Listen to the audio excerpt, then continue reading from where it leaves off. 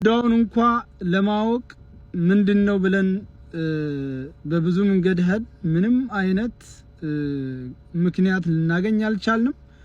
ብቻ የኢማራትን ሀገር ለቀህ በተሰጠ ጊዜ እንድትወጣ የሚል ነው።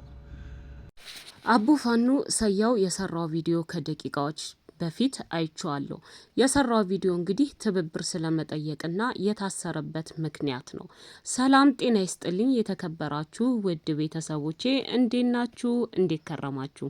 ሁላችሁም በላይ ያላችሁበት ሰላም እንድትሆኑ እየተመኘው በድጋሚ መጥቻለሁ። እንግዲህ ሰያው አዲስ ቪዲዮ ለቋል። የለቀቀውም እንግዲህ ምንም አይነት ነገር እንዳላገኘና ኢትዮጵያ ህግ የምታውቁ የኢትዮጵያ ቆንስላ የኢትዮጵያ ኤምባሲ በዚህች 5 ቀን ውስጥ እንግዲህ ትናንት ኦሬዲ አልፏል፣ ዛሬ ማለት ነው 4 ቀን ይቀረዋል። በዚህች 4 ቀን ውስጥ ህግ የምታውቁ ካላችሁ እባካችሁ ተባበሩኝ ብሏል። የታሰረበት ወይም ደግሞ ዲፖርት ሊደረግበት የተዘጋጀበትን ምክንያት ቢጠይቅም ሊነገረው እንዳልቻለ እየተናገረ ይገኛል። ይህ ነገር ግን እንዴት ሊሆን ቻለ? አሁንም ይህ ጥያቄ የኔ ጥያቄ ነው። አንድ ሰው ህግ ጠርቶት ሲወሰድ ምናልባት እቤቱ ላይነገረው ይችላል። ከሄደ በኋላ ግን የታሰርክበት ምክንያት ወይም ደግሞ ዲፖርት ወደ ሀገርህ ከዚህ ሀገር የምትባረርበት ምክንያት ይህንን አድርገሃል ተብሎ መነገር መብት አለው ብዬ አስባለሁ። እና አሁንም ሰያው እንግዲህ እያለ ያለው ህግ የምታውቁ እንድትተባበሩኝ እያለ ነው። ይህም ቪዲዮ ላይክ እና ሼር በማድረግ ህግ የሚያውቁ እንዲተባበሩት እባካችሁ በትህትና እንጠይቃለን። ምክንያቱም ደግሞ ሰያው እየጠየቀ ያለው ያለምንም ምክንያት ከዛች ሀገር ሊባረር እንደሆነ ነው። እንደሚናገረው ከሆነ ምንም አይነት ነገር እንዳልተነገረው አሁንም መውጣት እንዳለበት ብቻ እየተነገረው እንዳለ ነው የተናገረው። ይህ እንዴት ሊሆን ይችላል? ህግ የምታውቁ በጣም ብዙ አላችሁ። ብዙ ኢትዮጵያውያኖች ዱባይ ውስጥ ትኖራላችሁ። ኢማራት ውስጥ በጣም ብዙ ህግ የሚያውቁ ኢትዮጵያውያኖች አሉና ተባበሩት ለማለት ነው። ከዛ ውጭ ግን እንዴት ሊሆን ቻለ? የኔ ጥያቄ እንዴት ሊሆን ቻለ? የብዙዎችም ጥያቄ ነው። አብዛኞቻችን በቃ አስበነው የነበረው በሀና ዙሪያ ነው።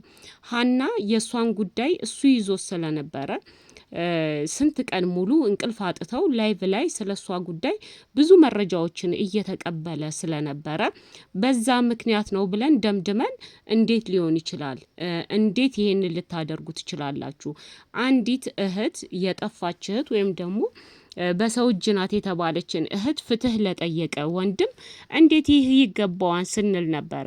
ይህ ነገር ደግሞ ከሆነ በቀጥታ ሊነገረው ይገባል ብዬ አስባለሁና እስካሁን ድረስ ግን በምን ምክንያት ሀገር ለቆ እንደሚወጣ ከዛች ሀገር ሊባረር እንደሆነ እስካሁን ድረስ ምንም የተነገረው ነገር እንደሌለ ነው እየተናገረ ያለውና እንዴት ሊሆን ቻለ? እባካችሁ የምታውቁ በነገራችን ላይ እዛ ሀገር ያላችሁ ብቻ ሳይሆን የትኛውም ዓለም ያላችሁ የምታውቁ ልትረዱ ትችላላችሁ።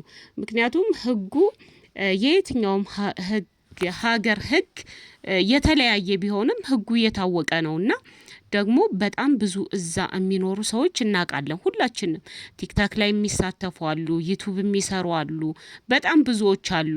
አብረውት የነበሩ በሀናን ዙሪያ አብረውት የነበሩ ብዙ ሰዎች አሉና እባካችሁ እርዱት ለማለት ነው። ምክንያቱም ይህ ልጅ ብዙ አስቦ ሊሰራ ነው የሄደው። በሄደ በ6 ወሩ ግን እንደዚህ አይነት ነገር ሲያጋጥመው ምናልባት እሱ ህጉን ባለማወቅ የሰራው ስህተት ሊኖር ስለሚችል እርግጠኛ ነኝ ሰው ከሶት ሊሆን አይችልም ብዬ አስባለሁ። ምናልባት ሰው ቢከሰው በፊት ቅድም ከሰራውት ቪዲዮ ላይ ወይም አንድ ቪዲዮ ከሰራውት ላይ እዛ ላይ ተናግሬያለሁ። ሰው ሲከስ ያ ሰው ክሱን ካነሳለት ዲፖርት ወይም ሊባረር አይችልም። ሰው ሲከሰው ደግሞ የገንዘብ ቅጣትና እስራት ነው እንጂ እስከ ሀገር መባረር ድረስ አያደርሰውም። እና ምናልባት እሱ ሳያቅ የሰራው ትልቅ ነገር ካለ ተባበሩኝ እያለ ነው። ተባበሩት።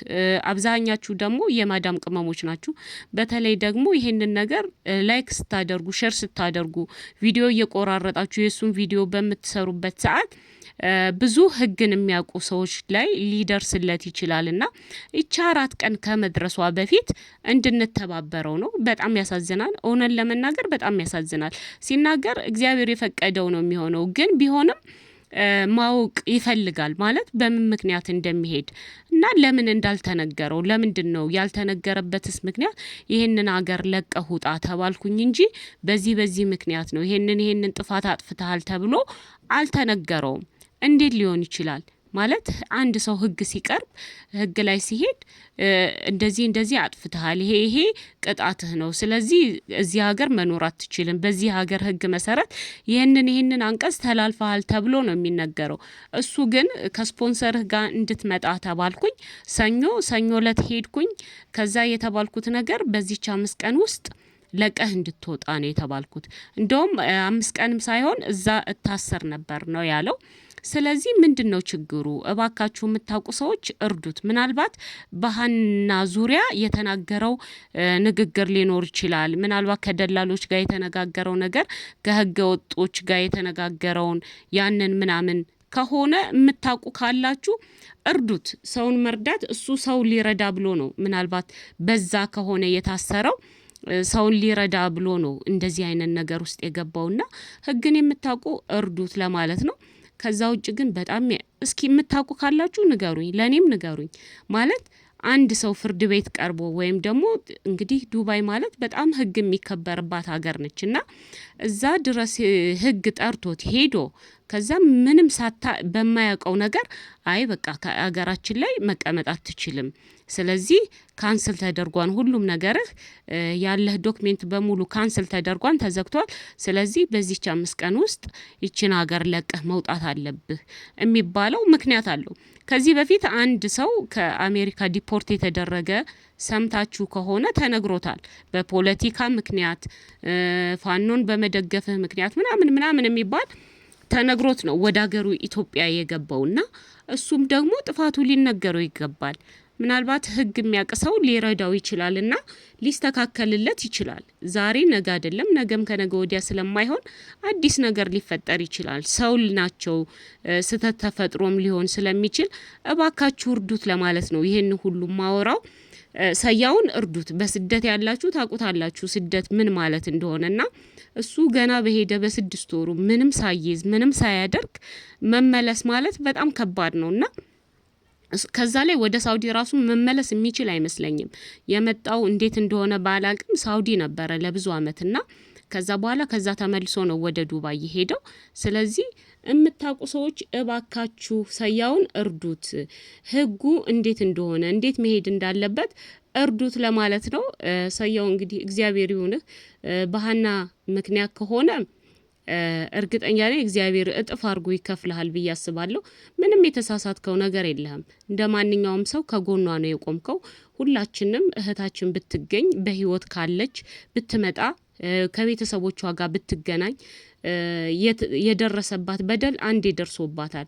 አሁንም ግን በህይወት ካለች ሌላ በደል እንዳይደርስባት ብሎ ነው ሲከራከር የነበረው። በዛ ሰዓት ደግሞ ኃይለ ቃል መጠቀም አንዳንድ ላፊ ነገሮች ሊኖሩ ይችላሉና እባካችሁ አግዙት ለማለት ነው። ሰያው እግዚአብሔር ካንተ ጋር ይሁን። ይሄን ለማለት ነው የመጣሁት። ሁላችሁም በያላችሁበት ሰላም ሁኑ።